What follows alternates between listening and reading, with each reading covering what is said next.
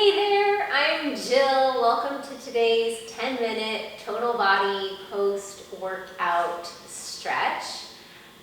The stretch is made up of 10 separate postures that we're going to do for 55 seconds each, with 5 seconds to safely transition into the next stretch or pose. So a little different than a traditional yoga flow in the sense that we're not just flowing from posture to posture. There is a timer involved. This is Charlie and this is Fiona. Hopefully they'll stay on their mat so that I can do the demonstrating on my mat. The only thing you're going to want for this workout or this stretch is a mat. So go ahead and get your mat rolled out and meet me back here.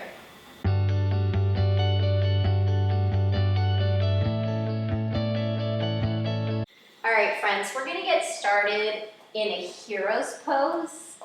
So what that is just a kneeling, sitting back onto your heels.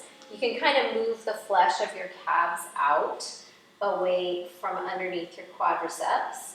If this is painful or too much of a stretch, you can sit on a block or on a pillow. And then I want you just to close your eyes. You can rest both hands on your thighs with your palms facing up and relaxing your shoulders down away from your ears. Or you can bring your left hand to your heart and your right hand to your stomach and just begin to take in some nice, deep breaths here.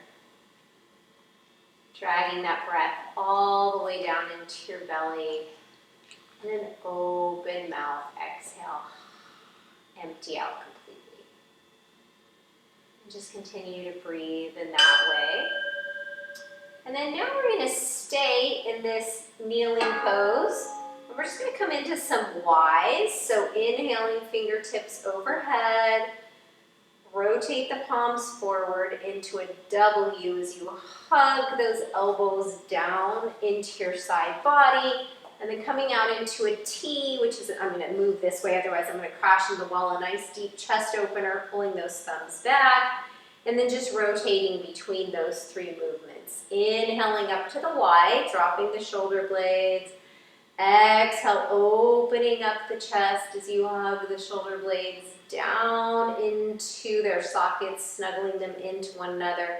And then keeping them snuggled there as you open up the thumbs rather. And probably have time for one more. Y, W, and T. And now we're going to come up into a half kneeling.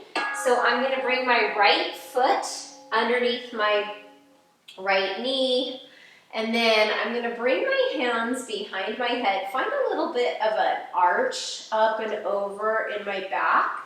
Let your head fall back into your hands, elbows open wide, and then go ahead and bring your head upright and bring those elbows in towards one another.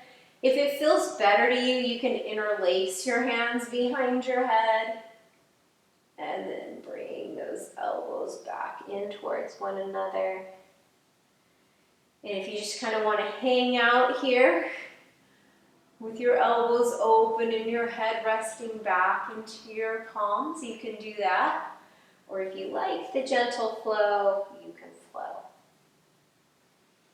So at the bell, we're going to stay in this half kneeling pose.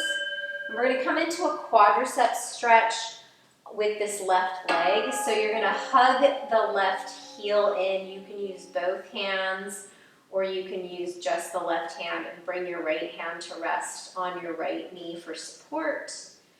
So thinking about tucking the tailbone under. You can also put a pillow underneath this left knee. And to deepen the stretch, you hug the heel in a little closer to the glute.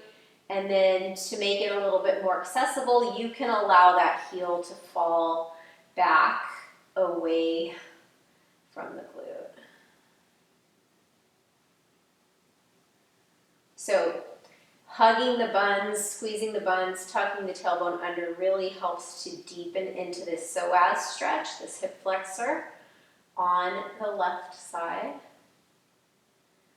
And then speaking of that left side, we're going to come into a seated figure four. So my right foot is going to stay on the mat, and I'm going to cross my left ankle in front of my right knee.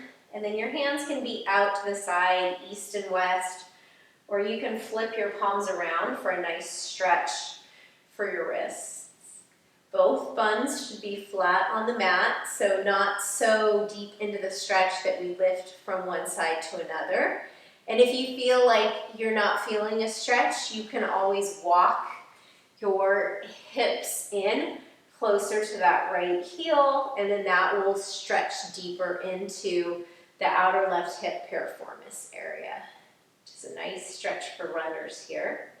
You could always take this into a traditional pigeon pose too, if that's something you prefer to do. Being mindful of your breathing, slow, steady inhales and exhales. All right, now we're going to come into that half kneeling pose again. This time it's the left foot in front, so right knee under right hip, and then go ahead and interlace the hands. Imagine you're lifting your back up and over like a big beach ball or an imaginary barrel, opening up those elbows, and then bringing the elbows in.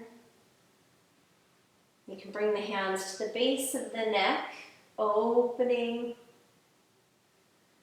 and then bringing it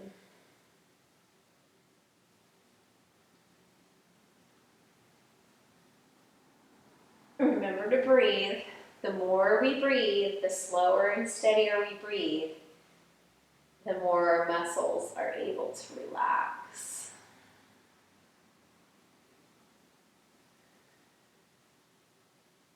We're going to stay in this kneeling pose. You can walk that back knee back a little bit. It's better to be on that fleshy part where the quad and the knee meet. And you can bring both hands to that right foot, or you can just reach for that long edge, the pinky edge of the right foot with your right hand. Keep your gaze forward. Think about drawing the breath all the way down into the bottom lobes of the lungs so that your belly expands. And then as you exhale, think about that belly being a balloon and you're letting all the air out. And you can do this with an open mouth or with lips sealed, inhaling through your nose and exhaling through your nose. And if you find that you're having a hard time breathing in a controlled manner, it might be that you just need to back out of the stretch a little bit and then try to regain that composure, that control of the breath. All right, coming into that quadricep stretch, hip stretch here. Right ankle in front of the left knee, sitting up straight and tall as if there was a string, lifting your chest up towards the ceiling. And then thinking about guiding that breath to that outer right hip, piriformis area.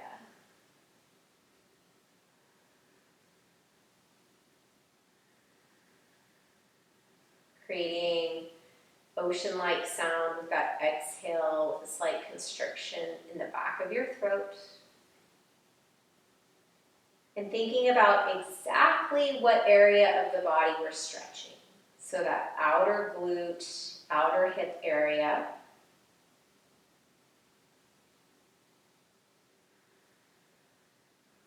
All right, we're going to come down onto our left side. So in a gentle twist here, Charlie's, we're going to extend our arms out like a T for something called bookends. So we're going to bring that right palm on top of the left, and then very gently and controlled, bring that right palm back over to the right. So this is a nice stretch for our low back, for our chest, especially when there isn't a big dog in the way, and your hand can reach the mat. But she's nice and warm and it's freezing out here, so I'm not going to complain.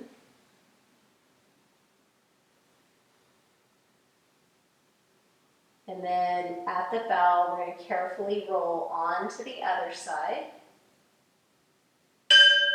So come onto your back, and then make your way onto your right side with your right arm extended out like a T, and we'll do those bookends on the right side. So opening that left palm.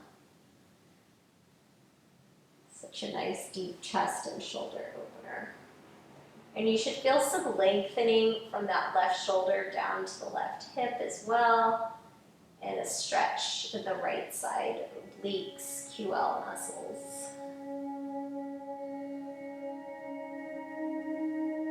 And just being very deliberate with the movement.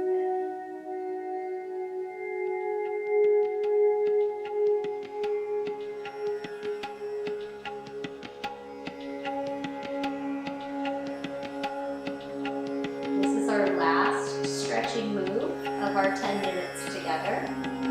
If you're interested in some other 10-minute stretches, I have several of them on my channel. Go ahead and carefully roll onto your back, hug your knees into your chest. You can kind of rock side to side here, a little reset for the low back, and then just roll yourself up. Friends, thank you so much for taking this 10 minutes for yourself and for choosing to stretch along with me. I appreciate you being here, and I will